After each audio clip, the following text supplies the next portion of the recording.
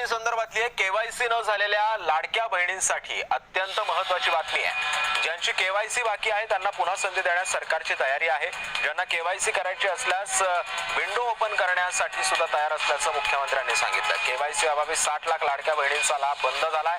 लाडक्या बहिणींच्या केवायसी बाबत मुख्यमंत्र्यांनी महत्त्वाचे संकेत दिलेले आहेत। त्यांना अर्ज करायला सांगितलं होतं आणि कागदपत्रांच्या पूर्ततेला वेळ लागेल म्हणून ही मुभा दिली होती की त्यांनी सेल्फ सर्टिफिकेशन करायचं, म्हणजे त्यांनी जे सांगितलं ते सत्य मानून आपण त्या ठिकाणी त्यांना लाडक्या बहिणीचा लाभ देणं सुरू केलं।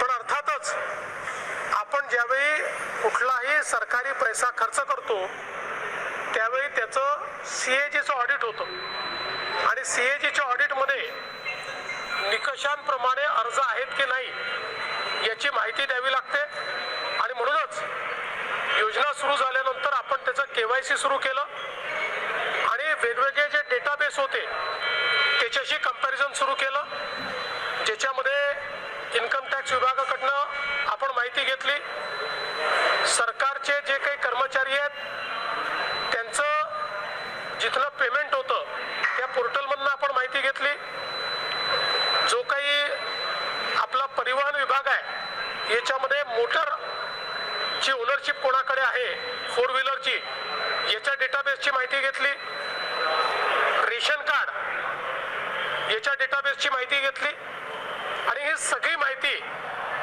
आपण ज्यावेळेस कोलेक्ट केली त्यावेळी असं लक्षात आलं की 5 लाख लोक असे आहेत ज्यांच्या घरी सरकारी नोकरी आहे, 14,000 तर पुरुषच निघाले, जवळपास 10 लाख असे निघाले की ज्यांचं उत्पन्न 2.5 लाखापेक्षा जास्तीचं आहे।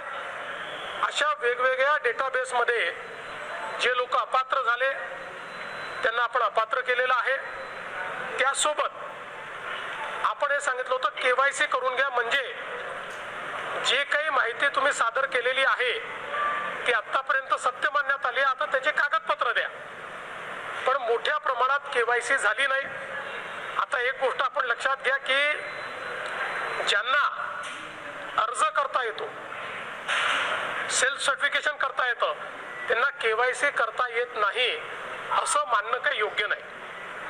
पण जवळपास 9 महिने सातत्याने पाठपुरावा केल्यानंतरही ज्यांनी KYC केली नाही ते अर्थातच कुठला तरी एखादा निकष पार पाडत नाही म्हणून त्यांनी KYC केली नाही। आणि म्हणून हे जे काही आता या ठिकाणी जवळपास जे काही तुम्ही सांगितलं 60 लाख 80 लाख जो काही आकडा तुम्ही दिलेला असेल तर ते लोक या योजनेच्या पात्रतेचे निकष हे पूर्ण करताना दिसत नाही। जवळपास 1,70 लाख महिला, थोडं आकडा कमी अधिक असेल 3-4 हजार, पण 1,70 लाख महिला ज्या आहेत या निकष पूर्ण पार करतात, त्यांची KYC झालेली आहे, त्यामुळे त्यांना लाडक्या बहिणीचे पैसे मिळतच राहतील। ज्यांनी KYC केली नाही त्यांना आता आम्ही पैसे देणार नाही, पण त्यांनी दिलेले पैसे आम्ही वसुली करणार नाही। मात्र 14,000 ज्या पुरुषांनी पैसे घेतलेले आहेत त्यांच्याकडनं मात्र पैसे हे वसूल केले जातील। त्यामुळे नीट सायंटिफिक प्रोसेसने या सगळ्या गोष्टी केल्या आहेत आणि आजही यांच्यापैकी कोणी जर KYC करणार असेल तर आम्ही विंडो ओपन करायला तयार आहोत आणि त्यांना लाभ द्यायला तयार आहोत। आजही ज्यावेळेस आपण जेवढ्या लाडक्या बहिणींना लाभ देतो देशातल्या कुठल्याही योजनेपेक्षा आजही सर्वात मोठी योजना ही महाराष्ट्राची आहे। आजही देशामध्ये एवढा लाभ 1,70,00,000 कुठलंच राज्य देत नाही जे महाराष्ट्र देत आहे। खरं तर महायुतीची एक सर्वात महत्वाकांक्षी योजना म्हणजे मुख्यमंत्री माझी लाडकी बहीण योजना आहे। याची KYC ची प्रक्रिया ही साधारणपणे गेल्या वर्षी ऑगस्ट महिन्यामध्ये सुरू झाली होती आणि त्याला पहिल्या सुरुवातीच्या ह्याच्यामध्ये जवळपास 3 महिन्याचा कालावधी देण्यात आला होता, मग वाढवून आणखीन 2 महिने दिला, आणखीन 2 महिने त्याच्यामध्ये वाढ झाली आणि असा 8-10 महिन्यांचा कालावधी हा KYC साठी दिला होता। आणि ही KYC प्रक्रिया ही फक्त या लाडकी बहीण योजनेमध्ये नाहीये. तर ज्या ज्या राज्याच्या डायरेक्ट बँक ट्रान्सफरच्या योजना आहेत म्हणजे डीबीटीच्या योजना आहेत ह्या सगळ्यांमध्ये ई केवायसी प्रक्रिया केली जात असते. आणि हा जो 80 लाखाचा आकडा आहे हा फक्त ई केवायसीचा नाही. त्यात ई केवायसीचे काही महिला असतील ज्यांनी ई केवायसी केलेली नसेल इतक्या मुदतीत सुद्धा तेही आहेत.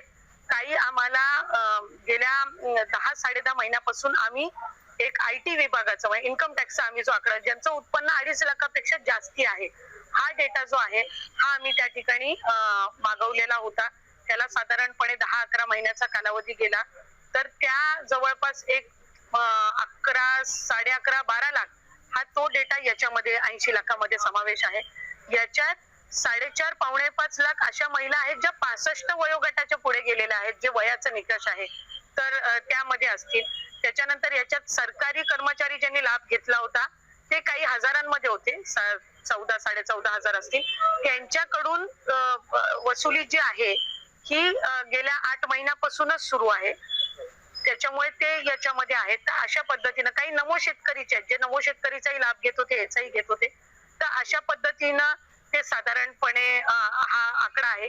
याच्यात सुद्धा काही आमच्याकडे ज्या लाभार्थी महिला आहेत त्यांनी विनंती केलेली आहे की त्यांनी ई केवायसी करून सुद्धा त्यांना लाभ हा बंद झालेला आहे.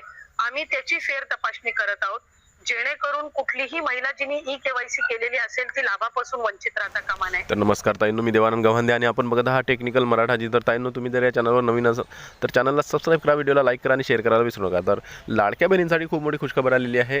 आता अशी माहिती समोर आलेली आहे की लवकरच 31 जुलै अगोदरच ई केवायसीला प्रारंभ होणार आहे. नवीन ई केवायसी पोर्टल उघडण्यात येणार आहे. सरकारने आधीसुद्धा सांगितलेलं आहे, तुम्हाला व्हिडिओ मी दाखवलेले आहेत आणि त्यामध्ये देवेंद्रजी फडणवीस यांनी सुद्धा स्पष्ट सांगितलेलं आहे की ज्या बहिणींची केवायसी बाकी राहिलेली आहे त्यांच्यासाठी आम्ही विंडो ओपन करण्यास तयार आहोत आणि त्यांनी अशी तयारी दाखवलेली आहे. त्याचबरोबर मंत्रिमंडळात बैठकासुद्धा झालेल्या आहेत आणि अशा माहितीसुद्धा समोर आलेल्या आहेत की लाडक्या बहिणींसाठीची जी काही पोर्टल आहे नवीन ई केवायसीसाठी ते उघडण्यात येणार आहे. आणि ज्या बहिणींची केवायसी झालीच नाही आहे, ज्या बहिणी आपली ई केवायसी करूच शकल्या नाहीत, अशा सर्व बहिणींना आता पुन्हा संधी मिळणार आहे अशी बातमी समोर आलेली आहे की 31 जुलै अगोदरच नवीन विंडो ओपन होणार आहे. तर तुम्हाला माहीत असेल लाडक्या बहिणींनो की बच्चू कडू यांनी सुद्धा पुढाकार घेतलेला होता. लाडकी बहिणींना आपले नवीन केवायसीसाठी पुन्हा लवकरात लवकर विंडो ओपन करण्यात यावं असं सरकारला त्यांनी सांगितलं सुद्धा होतं आणि एक इशारासुद्धा दिला होता की आम्ही लाडक्या बहिणींच्या पाठीशी आहोत, आम्ही बांगड्या भरलेल्या नाही आहेत, तुम्ही जर लवकरात लवकर विंडो ओपन केली नाही तर मग आम्ही